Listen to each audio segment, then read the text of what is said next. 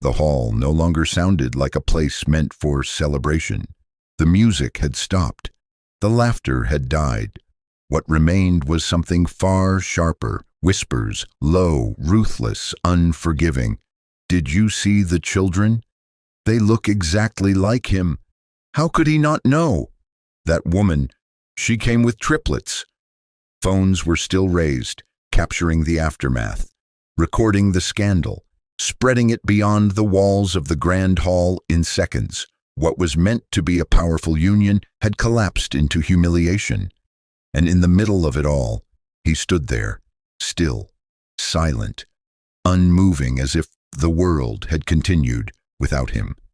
Hansam didn't hear most of the whispers, didn't see the guests leaving, didn't care about the bride who had just been exposed. All he saw was her, Deborah, walking away, calm, composed, untouchable, not once looking back, not once hesitating, as though everything that had just happened meant nothing to her, as though she had already survived something far worse long before today. And beside her, the children. His chest tightened. Not just children, his children. "Sir," his assistant's voice came carefully, almost cautiously, from beside him. There was no response. Sam remained frozen, his gaze fixed on the empty space where she had disappeared, because something kept replaying in his mind. Not the accusations, not the humiliation, not even the collapse of the wedding, but a voice, small, clear, and impossibly sharp. "Daddy, why did you abandon us?" "Why did you abandon us?" His fingers twitched at his side. A faint shake ran through his hands before he could stop it. "I didn't," he muttered under his breath, almost unconsciously. "I didn't know." But even as the words left him, they sounded hollow, useless, because whether he knew or not, the outcome remained the same. He hadn't been there. "Sir," his assistant tried again, this time holding out a phone. Sam frowned slightly, his focus still distant. "Not now. You need to see this." There was something different in the assistant's tone. Careful. Urgent. Reluctantly, Sam reached for the phone. The moment his eyes landed on the screen, everything inside him shifted. It was a video, already circulating, already viral. The footage was shaky, clearly taken by one of the guests, but it captured every second with brutal clarity. Deborah walking through the hall, the triplets beside her, the Rolls-Royce waiting outside like a silent declaration of everything she had become. And then, that moment, the smallest child looking up at him, eyes wide, voice steady. "Why did you abandon us?" The video ended. Sam's grip tightened around the phone. "Play it again." "Sir, play it again." The assistant obeyed, once, twice, 3 times. Each replay struck harder than the last. Each repetition carved deeper into something Sam could no longer ignore. "They look exactly like you," the assistant said quietly. Sam didn't respond. He didn't need to.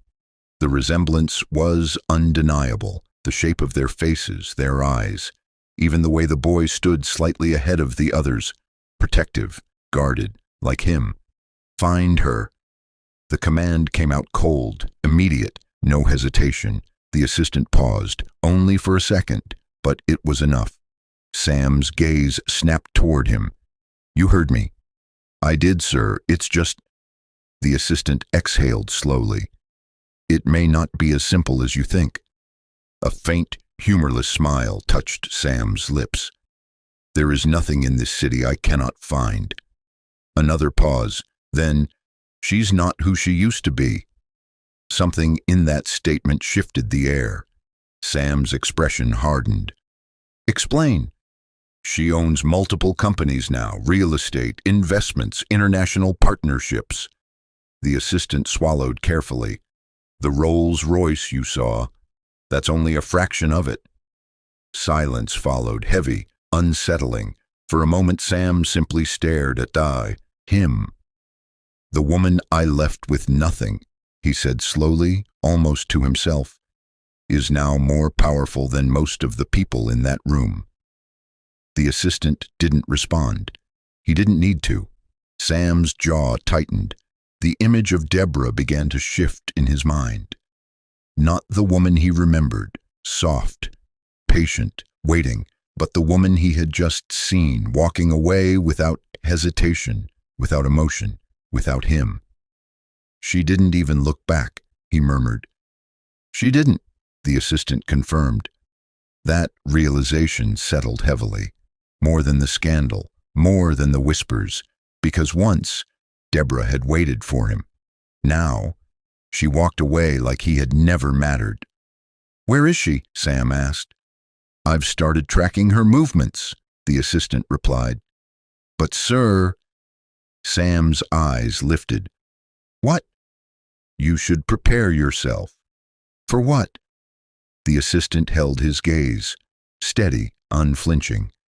There's something you should know first, though, about where she is now, about what she's built. Sam looked at him directly for the first time since getting in the car. Tell me. Hyunwoo chose his words with visible care. She's not who you remember, sir. I mean, she is, obviously she is, but her circumstances are, he stopped, started again more directly. Deborah Osei is the founding partner of a supply chain consulting firm with offices in London, Singapore, and Lagos. Revenue last year placed her in the top tier of her industry internationally. She owns property in 3 countries. He paused once more. She is, by any reasonable measure, more difficult to reach than most of the people on your own board. The car was quiet for a moment. How do you face children who see you as a stranger? How do you catch up to years you never lived? Years that kept moving, kept building, kept becoming something extraordinary, entirely without you. Sam looked back down at his phone, at the frozen frame of his son's face. I don't care how difficult she is to reach, he said quietly. Find her. Welcome to Afro-Korean Diaries Besties. In case you missed part 1 of this family feud intense drama, check the link in the video description as it would help you understand the shocking drama that is about to unfold. If you're new here, like this video and subscribe so you don't miss the intense, dramatic stories we release every day. Now let's get back to our story. Hyunwoo found her in 48 hours, not because it was easy, because he was good at his job and because, unlike most of the tasks Sam had assigned him, over 6 years of working together, this one, he understood, carried a weight that made thoroughness feel like a moral obligation rather than a professional one. He compiled everything quietly, verified every detail twice, and presented the file to Sam on a Thursday morning in the same measured way he delivered quarterly reports, except that his hands weren't entirely steady when he placed it on the desk. Sam opened it. Deborah Osei, formerly Osei Han, founding partner of Meridian Supply Chain Consulting, established 4 years and 3 months ago, and 3 months after the divorce was finalized. With an initial investment that had come entirely from her own savings and a small business grant she had applied for, while simultaneously pregnant with triplets, working remotely for her previous employer, and relocating to Singapore. The firm had grown in the specific, unspectacular way that genuinely strong businesses grow, not through connections or inherited networks, or the kind of fortunate timing that people later reframe as strategy, but through work. Consistent, relentless, unglamorous work. By the end of its 2nd year, Meridian had 3 anchor clients. By the 3rd, it had 14. The London office opened 8 months ago. The Lagos office 6 weeks after that. There were photographs in the file. Hyunwoo had included them with the clinical detachment of someone who had decided it was better for his employer to see them in a controlled setting than to encounter them accidentally. Deborah at an industry conference in Geneva, speaking at a podium with the easy authority of someone who had stopped needing to prove herself to rooms a long time ago.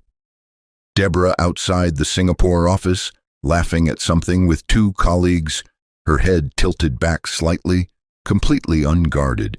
Deborah at what appeared to be a school event, a sports day perhaps, based on the outdoor setting and the small figures running in the background, watching from the sideline with that particular expression that parents have when they think nobody is looking at them. Sam stayed on that last photograph for a long time. He couldn't see the children clearly in it. They were somewhere in the background, small and blurred and in motion, but he could see her face.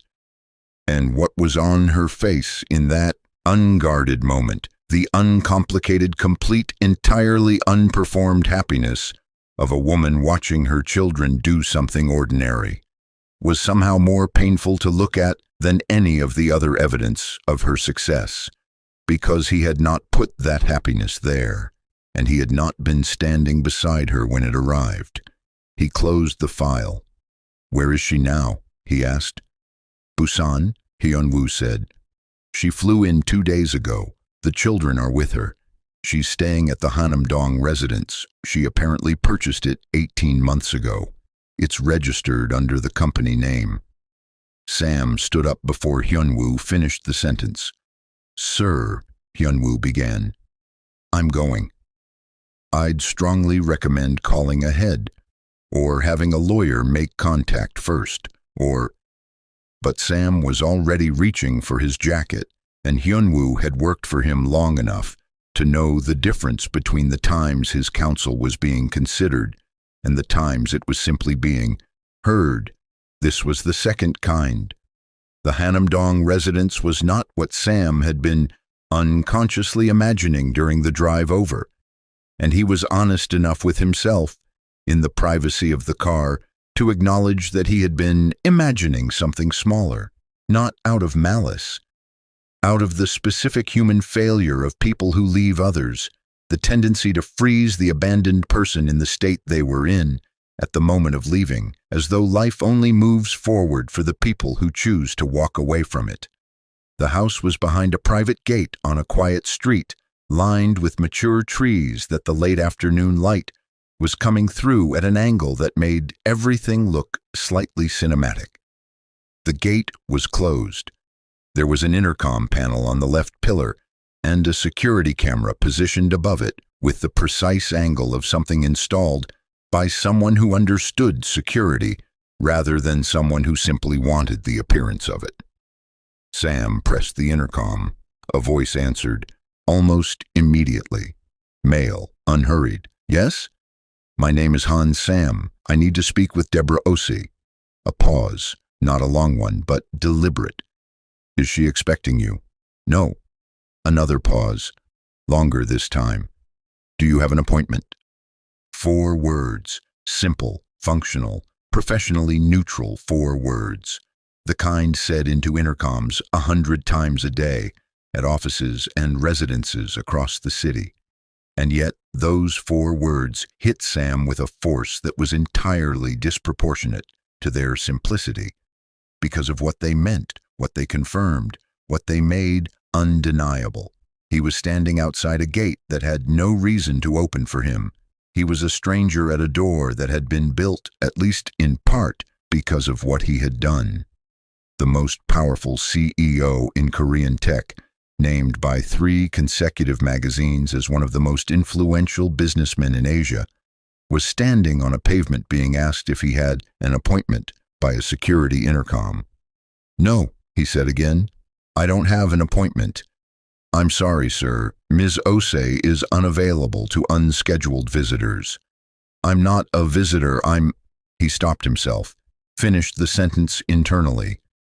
"I'm the father of her children. I'm the man who—" He stopped that too. "Please tell her I'm here. Tell her it's Sam. She'll—" "Sir." The voice was patient but final. "Ms. Osei has been informed. Her response is that she has nothing scheduled with you today. If you'd like to make contact, her office handles all external requests. I can give you the email address." The intercom clicked off. Sam stood at the gate. He could see the house partially through the bars, a warm light in one of the upper windows, the corner of what appeared to be a garden, the edge of a children's bicycle leaning against the wall just inside the gate, with the casual positioning of something left there by a child mid-thought who fully intended to come back to it. Small, ordinary, specific.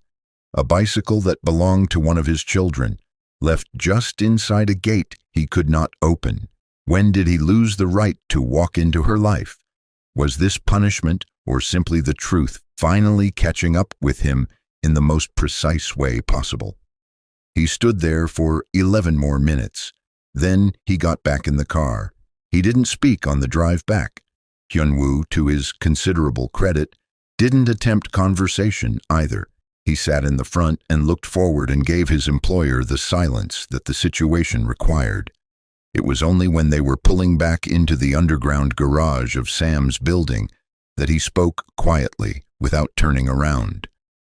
There's something else in the file I didn't mention earlier. The children, their school does a weekly outdoor activity session.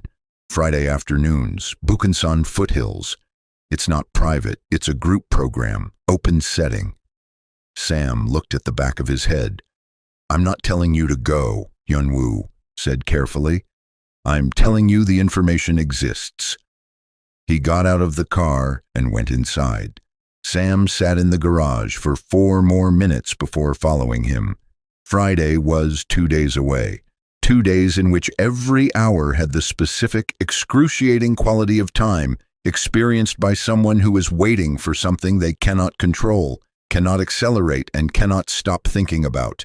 He worked, he attended meetings, he signed things and approved things and made decisions that affected thousands of people and felt throughout all of it the persistent, low-frequency hum of a man who has discovered that the life he built, the career, the reputation, the penthouse office with the view of a city he had once been determined to conquer, is built on a foundation that someone else quietly hollowed out while he was busy being impressed with the surface. What if the truth had reached him years ago? Would anything be different? Or had his own willingness to believe the convenient story made him complicit in his own deceiving? He didn't have answers yet. But Friday was coming, and somewhere on the other side of a gate he couldn't open, 3 children were living a life that was entirely, completely real, without him. Friday arrived the way days arrive when you've been dreading and needing them simultaneously, too quickly and not quickly enough, carrying the specific weight of something that cannot be undone once it begins. Sam told himself he was only going to look. He told himself that in the car on the way there. He told himself that while Hyunwoo drove in silence through the Friday afternoon traffic toward the Bukhansan foothills. He told himself that while he watched the city thin out and the trees thicken and the noise of Busan's downtown give way to the quieter, cleaner air of the outskirts, he was only going to see them from a distance. He wasn't going to approach, wasn't going to insert himself into a moment that wasn't his. He just needed to see them in the way that a man sometimes needs to see a thing with his own eyes before his mind will fully accept that it is real. He believed himself, mostly, until the car stopped and he heard them. The sound of children playing carries differently in open air. It loses the containment of rooms and playgrounds and becomes something broader, more unbounded. Laughter moving through trees, small voices overlapping each other in the complicated, self-governing language that children use when no adults have organized them into anything. Sam stepped out of the car and stood at the edge of the public path that ran along the base of the foothills and followed the sound before he followed anything else. He found them in a clearing about 40 meters from the path, a group of perhaps 12 children supervised by 2 adults from their school program running a loosely organized relay activity that had apparently abandoned its original structure in favor of something the children found more interesting, which seemed to involve a combination of racing, arguing about racing, and one small person sitting in the grass, refusing to race at all and examining something on the ground with intense private focus. Sam stood at the tree line, and he found them the way he had known, from the moment Hyunwoo mentioned Friday that he would find them, immediately, instinctively, without searching, because some part of him recognized them before his eyes had time to process the details.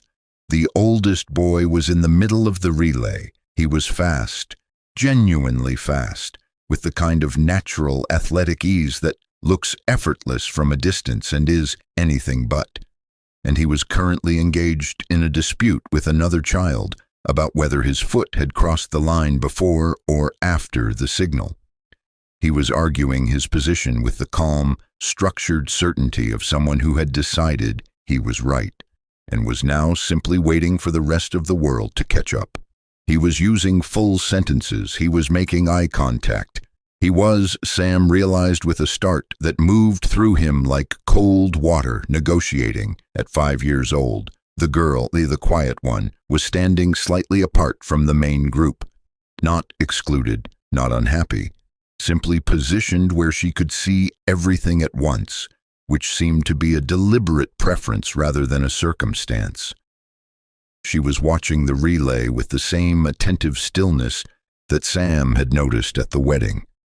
That particular quality of observation that belongs to people who understand that you learn more from watching than from participating, at least until you've watched long enough to know exactly where to participate and how. She was the one, Sam sensed, who remembered everything, who would still be able to describe this afternoon in exact detail 20 years from now. And then there was the youngest, the one sitting in the grass. He was examining something, a beetle, it turned out, as Sam watched with the total undistracted absorption of a child for whom the entire relay and all its controversy had ceased to exist the moment something more interesting presented itself at ground level. He had cupped his hands loosely around the beetle without touching it and was leaning so close that his nose was nearly brushing the grass. Occasionally, he would say something to the beetle. Whatever he was saying, he seemed to find it satisfactory. Sam watched them for 6 minutes. He had intended to stay at the tree line. He had been clear with himself about that. But at some point during those 6 minutes, something happened that he hadn't factored into his plan, which was that they were real. Not a video, not a photograph, not an abstraction that his mind could process from a safe distance. They were real, and they were right there, and they were his, in the most fundamental biological sense, and in the most devastating absence of every other sense. And his legs made a decision before his mind had finished its objection. He had taken perhaps 8 steps into the clearing when the oldest boy stopped mid-sentence in his ongoing relay dispute and turned his head. Children have a radar for disruption that adults lose somewhere around the age of reason. The boy looked directly at Sam with the immediate, unfiltered assessment of someone who had not yet learned to pretend he wasn't looking. He studied him for exactly 2 seconds. Then his expression changed. Not fear, not excitement, something more complicated than either. The specific expression of a child who recognizes a face they have seen before in a context they are still working out how to feel about. He had seen Sam at the wedding. He had been there when his brother asked the question that the internet was still sharing 4 days later. He knew, at least in the partial way that 5-year-olds know things, who this man was. He walked over, not quickly, deliberately, with his hands slightly away from his sides in the unconsciously defensive posture of a small person who has decided to handle something himself rather than call for help. He stopped 3 feet from Sam and looked up at him. "Why are you here?" he asked. His voice was direct and completely without performance. It was not rude. It was simply a question that expected an answer and was not going to accept the kind of vague, reassuring non-answer that adults sometimes offer children when they don't want to be honest. Sam crouched down to his level. "I wanted to see you," he said. He had not rehearsed this. He was discovering in real time that there was no rehearsable version of this conversation. The boy considered this. "Why?" "Because—" Sam stopped, started more carefully. "Because I didn't know you existed, and now I do, and I needed to see that you were real." The boy processed this with visible seriousness. "We're real," he confirmed, as though this were a reasonable thing to have needed. Verification of. "I can see that," Sam said. A silence. The relay had stopped entirely. The other children were watching with the unabashed curiosity of an audience that hasn't learned yet to pretend it isn't watching. The girl had turned from her position at the edge of the group and was looking at Sam with those eyes that catalogued everything, and from the grass, without looking up from his beetle, the youngest spoke. "Are you the man Mommy cried about?" The question arrived so simply, so conversationally, so entirely without the weight that the child couldn't have known it carried, that for a moment Sam couldn't locate his voice at all. The boy was still looking at the beetle. He had asked the question the way you ask what time lunch is, as a practical matter requiring only a factual response. The oldest boy shot his brother a sideways look. The girl's expression didn't change, but something behind her eyes sharpened. Sam stayed very still. How does a child learn to protect a mother from her own past? How do the children of a woman who survived something that terrible learn, without being taught, without being told, exactly when to step forward and exactly when to be still? Sam's voice fractured on the single syllable. He steadied it. "I think I might be." The youngest finally looked up from the beetle. He studied Sam with the open, uncomplicated assessment of a child who has not yet learned to soften his gaze for social comfort. "She doesn't cry anymore," he said, not unkindly, simply as a fact, as a correction. "She doesn't," Sam said. "No." He looked back at the beetle. "She laughs now, a lot." It was the smallest possible sentence, 4 words, and it did more damage than anything that had happened in the wedding hall, because the wedding hall had been about what Sam had done. This was about what had happened after, about the life that had kept going, about the woman who had taken the wreckage of what he handed her and built something so complete, so full, so genuinely hers that her children's primary memory of her was laughter. He had not put that laughter there. The oldest boy was still watching him, still 3 feet away, still with his hands slightly out from his sides. "Our mom is coming soon," he said. It wasn't a threat, it was information, delivered with the precision of a child who understood exactly what it meant. Sam looked at him. "I know," he said quietly. "She's not going to be happy you're here." "I know that too." The boy studied him for another long moment. Something moved through his expression, not softening exactly, but a slight reduction in the angle of his defensiveness. The specific, involuntary response of a child encountering evidence that an adult is at least being honest. "What's your name?" Sam asked. The boy held the pause for just a beat. "Kai," he said finally. "And your brother?" "Noel." A pause. "He likes bugs." "I noticed." "And my sister is Seo-ah." He said it with a particular firmness that communicated, without elaborating, that Seo-ah was not to be trifled with. Sam looked over at the girl. She was still watching him from her position at the edge of the group, still cataloging, still processing, still reserving judgment with a patience that was ancient for her age. She did not smile at him. She did not look away either. He looked back at Kai. "Your mother raised you," Sam said. It wasn't really a sentence directed at the boy. It was something closer to a realization spoken aloud before he could stop it. Kai looked at him with those eyes. She raised us really well, he said. Behind them, at the edge of the clearing, a car door closed, and every cell in Sam's body knew before he turned around exactly who had just arrived. Can innocence ask the most painful questions? Yes, and the painful answers have a way of arriving not from the person you're facing, but from the small voices that have no reason to protect you from the truth. He turned around slowly. Deborah was walking across the clearing toward them. She had come straight from something professional. She was in a structured coat, her bag over one shoulder, moving with the unhurried purpose of a woman who had already decided, before she arrived, exactly how this was going to go. She saw him from 20 meters away. Her pace didn't change. Her expression didn't change. And that, the complete, total absence of surprise on her face, the way she looked at him like someone who had already done the math on every possible version of today and had prepared accordingly, told Sam more about who she had become than anything in Hyunwoo's file. She stopped 4 feet away from him.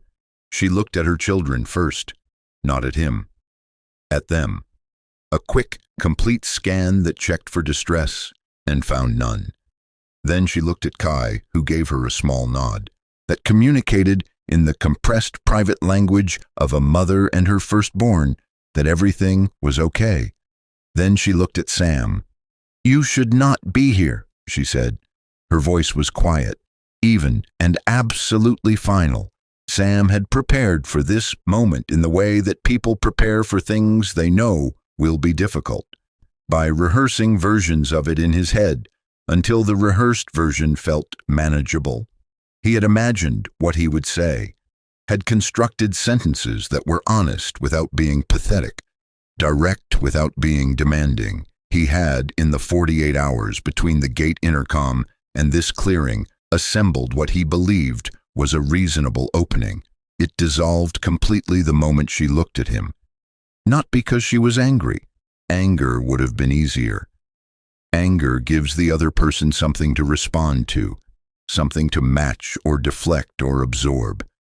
What Deborah was giving him was something that required a different kind of endurance entirely. The complete, undramatic withdrawal of any emotional invitation.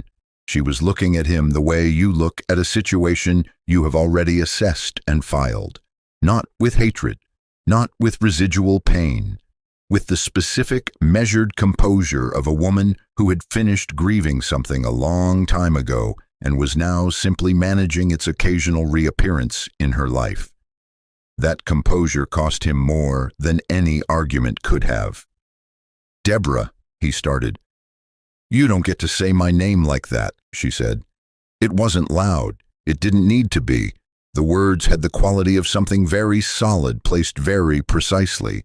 Not thrown, just set down in a location where it could not be moved. He stopped.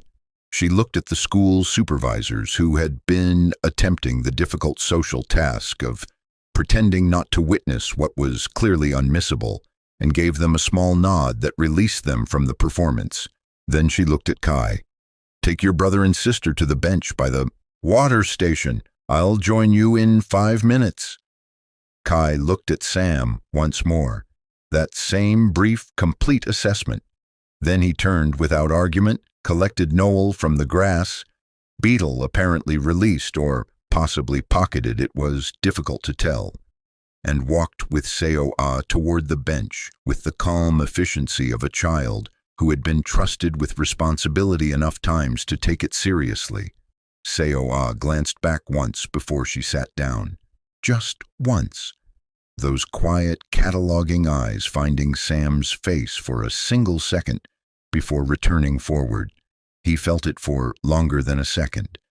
Deborah waited until the children were settled. Then she looked back at Sam with the expression of someone prepared to give a fixed amount of time to a conversation they did not initiate and did not want.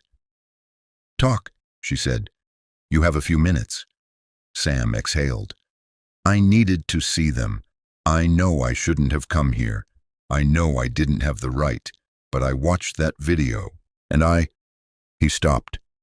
reorganized. I needed to see that they were real. They've been real for 5 years, she said. They were real before that. They were real the night you handed me divorce papers and told me I couldn't give you a family. The sentence landed without decoration and without cruelty. It was simply true, stated in the way that true things sometimes need to be stated, plainly without softening, because softening them would be its own kind of dishonesty. I know, Sam said. I know that. Do you? She tilted her head slightly, not with sarcasm, with genuine, measured inquiry. Because the man I was married to accepted a falsified medical report without a single question. The man I was married to sat at a dinner table while his mother told me I had no place in the family and picked up his water glass. She paused. That man didn't know much about reality. He knew about convenience. Sam held her gaze. He did not look away. He had made himself a single promise before coming here, that whatever she said, he would not look away from it. It was the least, the absolute minimum he could offer. You tried to reach me, he said, after you left. Something shifted, barely visible, a slight change in the set of her jaw. Hyun-woo talked. Hyun-woo gave me a file. I read between the lines myself. She was quiet for a moment. Around them the trees moved in a light wind that carried the sound of the children from the bench, Noel apparently narrating something at length to Kai, who was responding in single syllables with the patient economy of an older sibling. I found out I was pregnant 3 weeks after the divorce was finalized, Deborah said. Her voice had shifted slightly, not softer exactly, but less armored, the way a voice shifts when it moves from confrontation into testimony. I called your number 6 times, straight to voicemail, every time. I thought you were avoiding me. I thought you'd made your choice and you'd blocked me and that was it. I accepted it. I wrote you an email, long, everything. I told you about the pregnancy. I told you I wasn't asking for anything. I just thought you had a right to know. She stopped. Sam waited. 3 months later, I got a response. 1 line, from your email address. She held his eyes.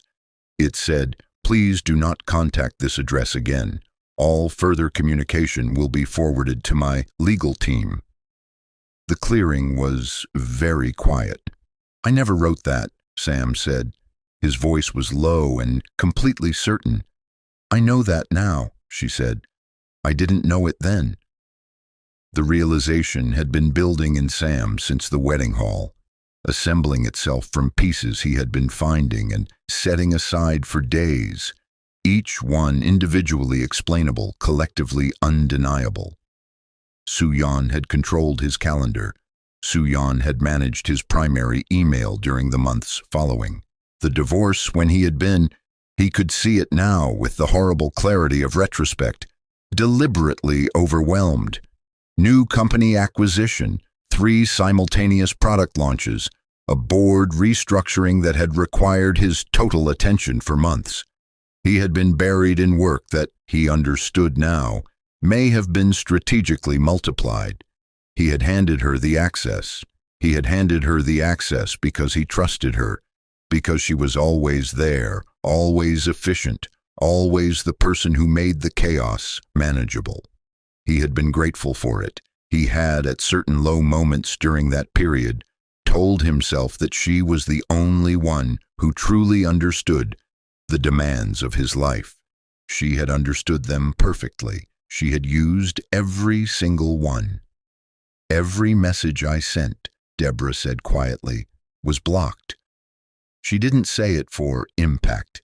She said it because it was the next true thing in the sequence, but it had impact regardless. The kind that comes not from delivery, but from the weight of what it means.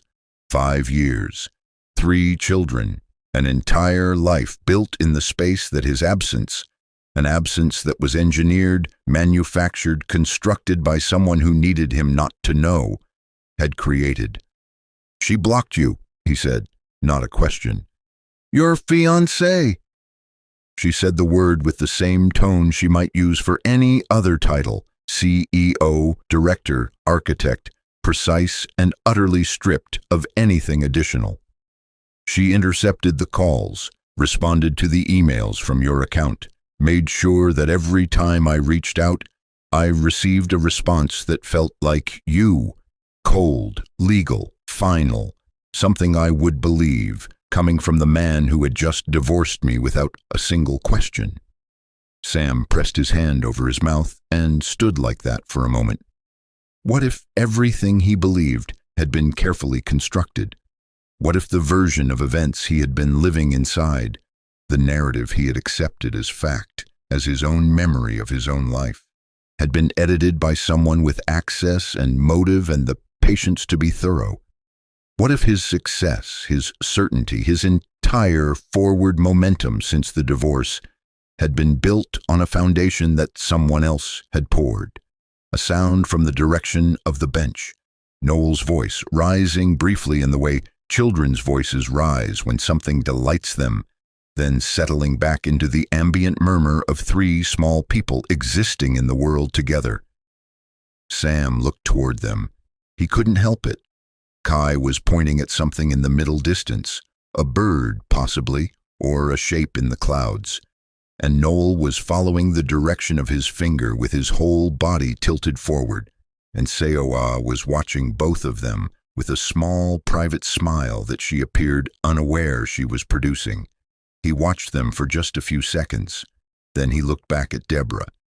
And what was on his face in that moment, the raw, uncontained collision of regret and wonder and grief and something that was too complicated to name, was the first entirely unguarded thing she had seen from him since she walked into this clearing. She looked at it without flinching. Then she said quietly, "So you didn't come because you didn't know." It was not absolution. It was not forgiveness. It was simply acknowledgement, the recording of a fact. But from Deborah in this clearing, after everything, it was the most significant thing she could have offered him, and they both understood that. Before he could respond, a small voice came from the direction of the bench. Seo-ah. She had not moved from her seat. She had not called out or run over or inserted herself into the adult conversation. She had simply, in the quiet way that was entirely her own, been watching. And now she spoke, not loudly, but clearly enough to carry. "So you didn't come, because you didn't know." The same words, but from her at 4 years old, with those eyes that missed nothing, the sentence became something different entirely. It wasn't a fact being recorded, it was a question being weighed. A child running a calculation about a man she had every reason to write off, and arriving, despite herself, at something that was not quite closed. Sam looked at his daughter. She looked back at him with the steady, patient gaze of someone who had just asked the most important question in the clearing and was willing to wait as long as necessary for an honest answer. Does regret earn forgiveness, or does it simply earn consequences? And when a child, one who has never needed you, who was built entirely without you, leaves the door open by 1 inch, what do you do with that? "No," Sam said very quietly. "I didn't know." Seoa held his gaze for a long moment, then she turned back to her brothers, and Deborah beside him said nothing at all, which was, somehow, the loudest thing in the clearing. The silence between them had the quality of something that had been a long time arriving, not uncomfortable, not the pressurized silence of two people avoiding something, the quieter, heavier silence of two people who have finally said enough of the true things that the air between them has changed composition, thinner somehow, less fortified, closer to honest than it had been in years. Sam spoke first. "Let me be in their lives." He had not planned to say it this directly. He had imagined easing toward it, establishing some preliminary foundation of accountability. before making any request, demonstrating that he understood the magnitude of what he was asking before he asked it. But standing in this clearing with 3 children 40 meters away, and Deborah beside him, and the late afternoon light coming through the trees at the angle that made everything look like it mattered, the careful version dissolved, and what came out instead was simply the truth. What do you think at this point, besties? Should Deborah allow him into the lives of her kids, or should she shut him out completely? Let me know in the comments. And if you're yet to like and subscribe to this channel, subscribe now and turn on notifications so you will be the first to watch the next episode of this Family Feud intense series. Deborah looked at him. She didn't look surprised. She didn't look moved. She looked, if anything, like a woman who had been expecting this exact sentence and had prepared her response to it with the same thoroughness she brought to everything else. "No," she said. One word. No hesitation. No apology wrapped around it to soften the landing. Just the word itself, placed between them like something load-bearing. Sam absorbed it. "Deborah, I told you, you don't get to say my name like that." She turned slightly to face him more directly, and her voice remained even. Not cold, not cruel, but possessing the absolute steadiness of a woman who has thought about this moment, possibly for years, and knows exactly where she stands in it. "You want me to hear you. I'm hearing you. But I need you to hear me now, and I need you to actually listen.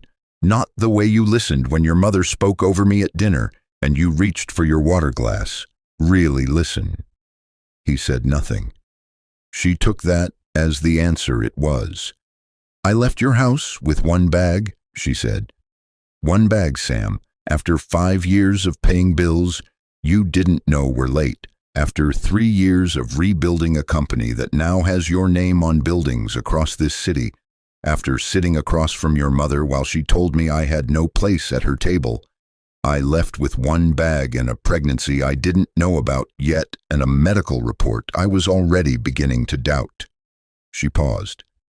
"And then I was alone, completely alone, in a city that had spent 3 years making it clear that I was tolerated at best, pregnant, with no support structure, no family nearby, no husband, and a business idea on a laptop, and exactly enough savings to make it work if nothing went wrong." Sam watched her face as she spoke. He did not look away. "Nothing went wrong," she continued, "because I didn't let it. I built Meridian from a 1-room office in Singapore while simultaneously growing 3 human beings and learning what it meant to be the only person standing between them and everything. I flew my mother from Accra when the babies came because I had nobody else. I worked from the hospital. I signed a client contract from a hospital bed 2 days after delivering triplets because the contract couldn't wait and neither could we." She stopped. Something moved through her expression. Not grief exactly, but the shadow of it. The outline of something that had been survived rather than simply experienced. "You don't get to show up now and rewrite what we survived." The sentence landed the way her sentences always landed, without performance, without the raised volume that people sometimes use to signal importance. It didn't need volume, it had weight. "I'm not trying to rewrite it," Sam said. His voice was lower than usual, careful in the way of someone who understands they are on ground that does not belong to them. "I can't rewrite it, I know that. I'm not asking you for anything. I'm asking for them. They don't need you," she said simply. "I know they don't need me. They've made that very clear." He looked toward the bench, where Kai had apparently initiated a game of some kind that Noel was participating in enthusiastically, and Seoa was supervising with her characteristic executive calm. "That's not the same thing as me not needing them." Deborah followed his gaze briefly, then looked back. "You don't get to return when it's convenient," she said. You don't get to arrive after 4.5 years with your regret and your realizations and ask me to accommodate them. Those children have a life, a full, complete, stable life. They have routines and friendships, and a home they know, and a mother who has never once let them feel the weight of what happened to her. Her voice shifted slightly, not breaking, not even close to breaking, but carrying something additional for just a moment. They have never once gone to bed wondering if they were wanted. Do you understand what it costs to make sure of that? Every single day. Sam understood. He understood in the particular way that understanding arrives when it is too late to do anything with it, except carry it. The full, documented, irreversible understanding of a man who has finally, completely, seen the cost of every choice he made and every choice he failed to make. "I'm sorry," he said. Deborah looked at him. "I know that means nothing," he continued. "I know it doesn't reach any of it. I know there is no version of those 2 words that comes close to the size of what I owe you, but I need you to know that I understand, not partially, not conveniently. I understand completely what I did and what I failed to do and what it cost you, and I am sorry." She held his gaze for a long moment. Then she said, "I know you are." Not warmly, not with the softening that the words could have carried if she had chosen to let them, but honestly, the way a person acknowledges something true without allowing the acknowledgement to become something larger than it is.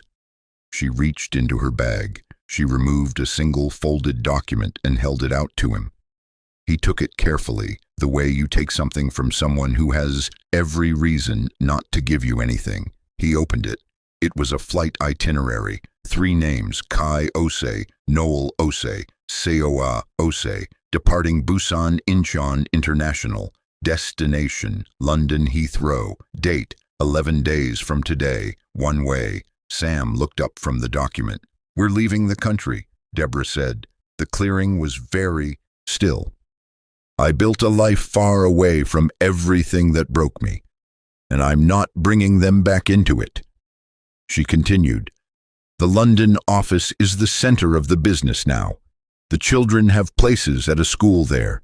My mother is already there. Everything is already there."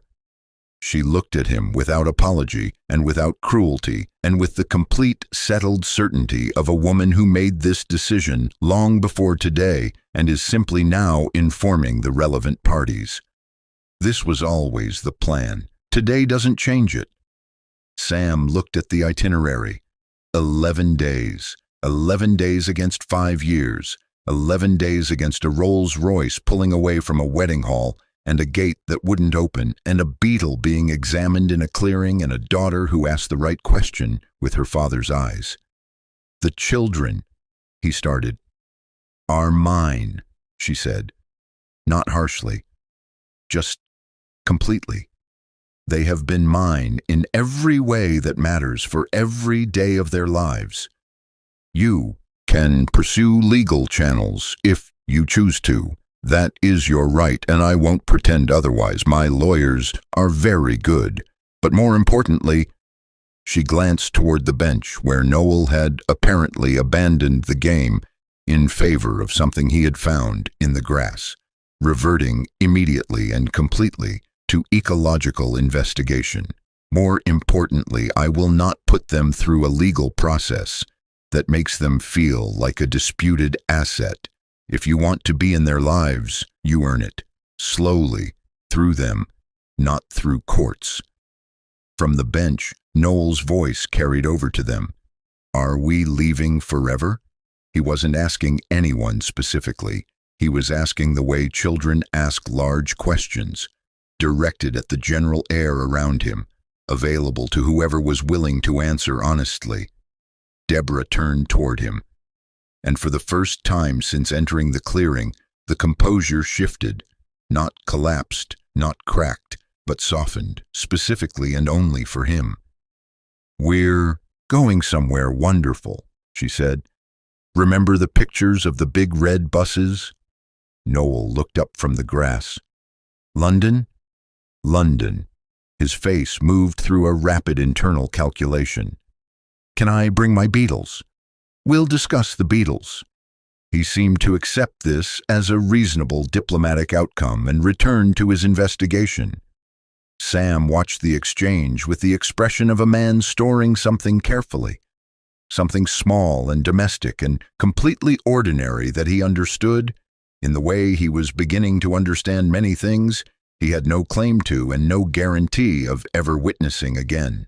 Then a car pulled through the entrance of the park. It moved slowly along the service path that ran beside the clearing and stopped 20 meters from where Sam and Deborah were standing. The engine cut. The door opened. A man stepped out. He was perhaps 40, broad-shouldered, calm in the unhurried way of someone who has nothing to prove in the immediate moment. He was dressed simply, no performance in it, nothing announcing itself. He scanned the clearing with a single glance that covered everything efficiently, and when his eyes landed on Deborah, they carried the specific, unceremonious familiarity of someone for whom she was not a discovery, but a constant. He looked at Sam once, a brief, complete assessment. Then he walked toward the bench. Noel heard him before he arrived, looked up from the grass and registered the approach, and his entire face rearranged itself in the specific involuntary way that children's faces rearrange when someone they love appears unexpectedly. "You're here!" Noel launched himself from the bench. The man caught him without breaking stride, lifted him with the easy confidence of someone who had done this many times, and said something to him quietly that made Noel laugh, the full, unguarded laugh of a completely safe child. Kai stood from the bench. He didn't run, but something in his posture released. That slight defensive tension that Sam had noticed from the beginning, the hands away from the sides readiness, all of it simply went, replaced by the unhurried ease of a boy, in the presence of someone whose arrival meant everything was now settled. Seoa simply moved to stand beside the man with the naturalness of someone returning to a position they considered default. Sam watched all three of them. He watched a man hold his son and speak to his older boy with the ease of established relationship and stand quietly with his daughter, leaning slightly against his side. He watched his children be completely, effortlessly at home in the presence of someone who was not him. And the precise dimensions of what that meant, what it had taken, how long it had taken, how thoroughly this life had been built without him, settled into him like something permanent. The man looked at Sam, not with hostility, not with triumph, with the level, unhurried regard of someone who has no competition here because competition requires two people to be playing the same game. "You should have protected them when you had the chance," he said. His voice was quiet, factual. It held no malice. It held something worse than malice. Accuracy. Then he looked at Deborah. "Ready?" She picked up her bag. She looked at Sam one final time, and what was in her expression now was neither the cold composure of earlier, nor the softness she had allowed herself briefly for Noel. It was something simpler than both. It was conclusion. "Take care of yourself, Sam," she said, not unkindly, but finally. She turned and walked toward her children.